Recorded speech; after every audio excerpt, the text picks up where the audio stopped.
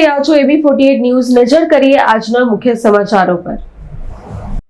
બાંગ્લાદેશમાં એક હિન્દુ યુવાનની હત્યાના બનાવને લઈને બજરંગ દળ અને વિશ્વ હિન્દુ પરિષદ દ્વારા બારડોલીના ગન્ના શહીદ ચોક ખાતે વિરોધ પ્રદર્શન કરવામાં આવ્યું હતું। ઘટનાને લઈને હિન્દુ સંગઠનોમાં ભારે રોષ જોવા મળ્યો હતો। પ્રદર્શન દરમિયાન સંગઠનના કાર્યકર્તાએ જણાવ્યું હતું કે વિશ્વભરમાં વસતા હિન્દુઓની સુરક્ષા સુનિશ્ચિત કરવાની જવાબદારી સરકારની છે। તેમણે આક્ષેપ કર્યો હતો કે જો સરકાર દ્વારા કડક કાર્યવાહી ન કરવામાં આવે તો હિન્દુ સમાજને પોતે અવાજ ઉઠાવવો પડશે। બજરંગ દળના કાર્યકર્તાઓએ ઉગ્ર નારા લગાવી બાંગ્લાદેશમાં હિન્દુઓ પર થતા અત્યાચાર સામે કડક વલણ અપનાવવાની માંગ કરી હતી। કેટલાક વક્તાઓ દ્વારા તીવ્ર પ્રતિક્રિયા વ્યક્ત કરવામાં આવી હતી। પ્રદર્શનના અંતે બારડોલી નગરમાં પૂતળા દહન કરીને વિરોધ નોંધાવવામાં આવ્યો હતો। जी मारू नाम राज पटेल से विश्व हिंदू परिषद कामरेज प्रखंड मंत्री छू। आज रोज बांग्लादेश में जे थई रहेली हिंदुओं पर अत्याचार थाय छे, जे वारंवार थाय छे, आવું ફરી એક વખત થઈ ગયું છે। આની પહેલા પણ આવું થયું હતું, જ્યાં હિન્દુઓ માઇનોરિટીમાં છે। ખાલી બાંગ્લાદેશ જ નહીં, પરંતુ પાકિસ્તાન હોય, બાંગ્લાદેશ હોય અને ઇન્ડિયાનું કલકત્તા હોય કે કેરળ હોય, જ્યાં હિન્દુ માઇનોરિટીમાં છે ત્યાં હિન્દુઓ સાથે આવી બર્બરતા થાય છે। તો મારું કહેવાનો મતલબ અહીંયા એવો છે કે આજે સંગઠનથી અમે આ પુતળા દહન કરીએ તો શું હિન્દુ પુતળા જ દહન કરતા રહેશે?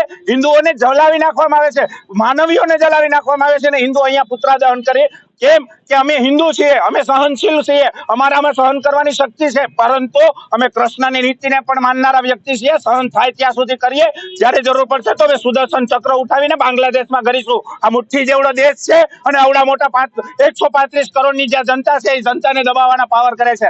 મારો કહેવાનો સીધો સરકારને મતલબ એટલો છે કે આપણી પાસે એટલી તો તાકાત છે કે 135 કરોડની જનતાને સાચવનારો આ દેશ એક મુઠ્ઠી પર જેવો બાંગ્લાદેશને જો આપણે ધમકી ના આપી શકીએ અને દબાવી ના શકીએ તો આ સરકારે પણ નકામી છે। માટે અમે આ જાહેર વિનંતી કરીએ છીએ નરેન્દ્ર મોદી સાહેબને, અમિત શાહ સાહેબને કે જાઓ અને અમારા બાંગ્લાદેશમાં ફસાયેલા હિન્દુ ભાઈઓને બચાવી અને અહીંયા લઈ આવીએ, કેમ કે અમે હજારો હિન્દુઓના અહીંયા રક્ષણ કરીએ છીએ તો હજારો લાખો ઘૂસપેઠિયાઓના પણ અહીંયા અમારી સરકારો સાચવે છે। કેટલાય એવા પ્રદેશો છે જેમાં ઘૂસપેઠિયા આવે છે, લાખોના સંખ્યામાં અહીંયા રહે છે, પોતાની વોટ બેંકની રાજનીતિ કરે છે। હું જાહેરમાં નામ બોલું, મમતા બેનર્જી હોય, કેજરીવાલ હોય, આવા કેટલાય નેતા છે જે આઈ કાર્ડ બનાવે છે, એવા ઘૂસપેઠિયાઓની ના દેશમાં રહેવા દે છે, સુરક્ષા આપે છે, ખાવાનું આપે છે, તો અમારા ભાઈઓ ત્યાં ક્યાં સુખી છે? તો અમે વિનંતી કરીએ છીએ સરકારને કે અમારા ભાઈઓ જે આખા વિશ્વની અંદર માત્ર એક જ કન્ટ્રી એવું છે હિન્દુસ્તાન, જ્યાં હિન્દુઓને રહેવા માટે સ્થાન છે, એ પણ અમારા બાપની નથી, એવો દાવો તો અમે નથી કરી શકતા। અહીંયા સર્વધર્મ સંભાવનો ઢોલ પીટવો પડે છે।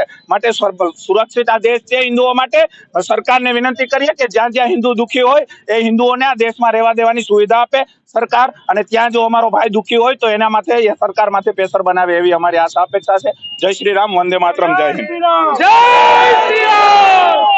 મારું નામ જયભાઈ પટેલ છે। સુરત જિલ્લા બજરંગ દળ સંયોજકની જવાબદારી નિભાવું છું। આજ રોજ સુરત ગ્રામ્યના બારડોલી ખાતે બાંગ્લાદેશમાં જે છેલ્લા ઘણા સમયથી હિન્દુ સમાજ જોડે અત્યાચાર થઈ રહ્યો છે, ત્યારબાદ તખ્તાપલટ થયો અને ત્યારબાદ હાલ જ દીપુ દાસ નામક એક હિન્દુ યુવકની કરપીણ હત્યા કરવામાં આવી, ખોટો આરોપ લગાડીને એની હત્યા કરવામાં આવી અને સરેઆમ સળગાવી દેવામાં આવ્યો। એના વિરોધમાં આજે આ વિરોધ પ્રદર્શન હતું અને એનું પુતળું દહન કરવામાં આવ્યું છે અને નારા લગાવવામાં આવ્યા છે બાંગ્લાદેશ મુર્દાબાદના। અને સરકારને એક વિનંતી કરવા માંગીએ છીએ કે આપણા 57 દેશ નથી, આપણો તો આ હિન્દુસ્તાન એક જ આપણો હિન્દુઓનો દેશ છે અને સમગ્ર દુનિયામાં રહેલા હિન્દુઓની સુરક્ષાની જવાબદારી એ આપણી છે।